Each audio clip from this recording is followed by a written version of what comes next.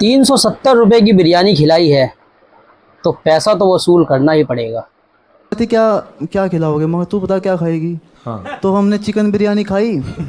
वो खाई होगी 360 370 रुपए की। फिर वो कहती घर छोड़ाओ। मगर यार 370 रुपए लगे हैं, मगर वसूल तो करूँगा। ये गंदा फालतू जोक जैसे ही हिमांशु ने मारा कि पूरा समाज एक हो गया। इस देश की लगभग आबादी उसके पीछे ऐसे पड़ गई जैसे वो कोई आतंकवादी हो।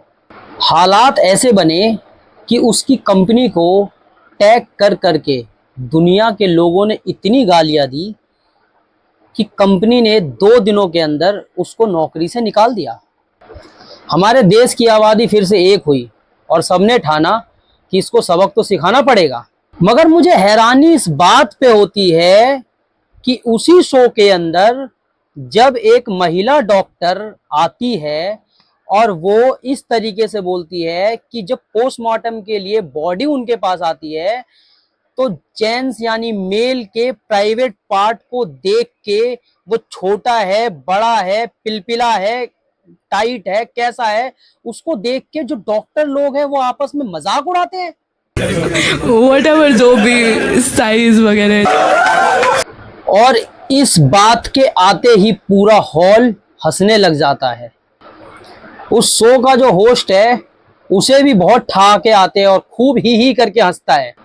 वायरल ये भी क्लिप होती है मगर ऐसा तूफान नहीं आता जो तूफान हिमांशु के लिए आया। इसके बाद कोई भी उसके ऊपर टिप्पणी नहीं करता। उस महिला के जोक पे वो जो डॉक्टर महिला है जो उसने जो जोक मारा था उसके पीछे कोई हमारे हिंदुस्तान की आबादी नहीं पड़ती है, कोई उसके पीछे नहीं भागता है। क्यों? क्योंकि वो महिला है। और सबसे बड़ा मुद्दा ये है कि इन सब के होने के बाद डॉक्टर का जिक्र हो रहा है मगर वो डॉक्टर के नाम का जिक्र कोई नहीं हो रहा। जिस केस में हिमांशु का जिक्र हो रहा है कोई मेल का जिक्र नहीं हो रहा। हिमांशु हर किसी को पता है वो ₹370 की बिरयानी जो है वो अब पुलिस भी ट्वीट कर रही है, यानी कि हर जगह पे वो ₹370 की बिरयानी फैल चुकी है मगर डॉक्टर के नाम का जिक्र कहीं भी नहीं हुआ है, सिर्फ और सिर्फ डॉक्टर का जिक्र हुआ है। ताज्जुब की बात है ना। सबसे बड़ा मुद्दा यही है। सवाल ये नहीं है कि हिमांशु सबसे ज्यादा गलत था कि वो डॉक्टर सबसे ज्यादा गलत थी। सबसे बड़ा मुद्दा ये है कि जो हमारा समाज है वो एक के पीछे ही क्यों भागता है, एक को ही हमेशा क्यों गलत ठहराया जाता है, दूसरा गलती करने के बावजूद भी कैसे चुपके से निकल जाता है पतली गली से। अगर एक लड़का गंदा मजाक करता है तो उसको रेपिस्ट मान लिया जाता है, उसका ये मान लिया जाता है कि महिलाओं को लेके वो सम्मान नहीं करता है। मगर अगर सेम चीज यही अगर कोई लड़की फीमेल अगर करती है तो उसके लिए सबकी आत्माएं जो है वो मौन धारण कर लेती है।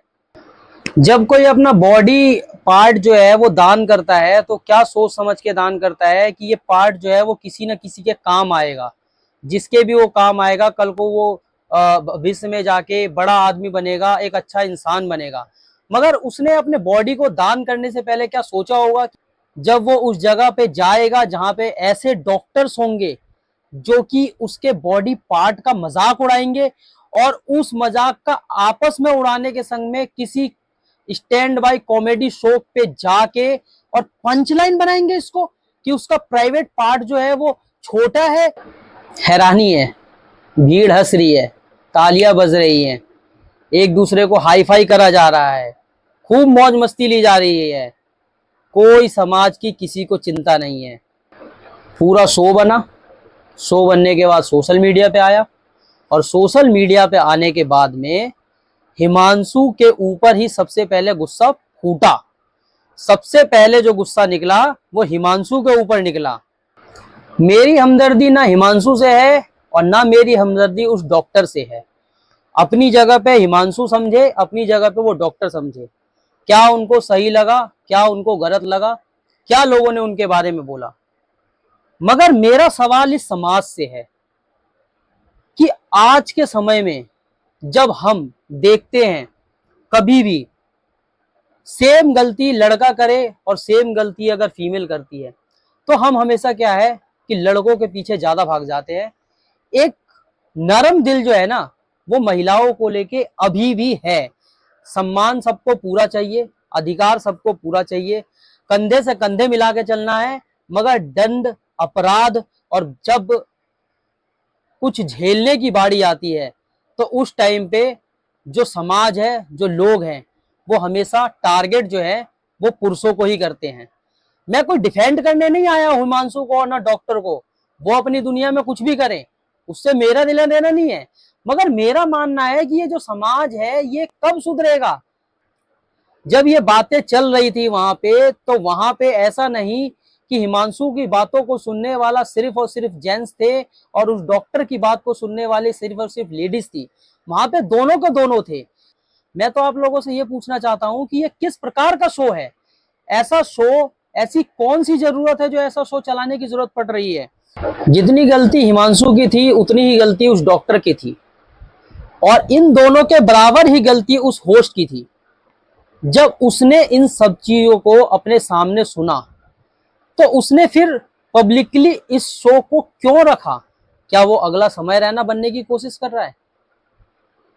मैं समाज के लोगों से अपील करना चाहता हूं कि आपके पास दिमाग है, आपका परिवार है, आपके बच्चे हैं, डिसाइड आपको करना है कि आपको किस प्रकार के शो को खुद देखना है और किस प्रकार के शो को बढ़ावा देना है।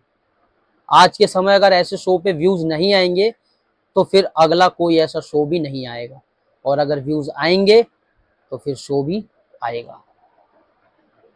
खबरिस्तान में खबरों का सिलसिला यूं ही चलता रहेगा।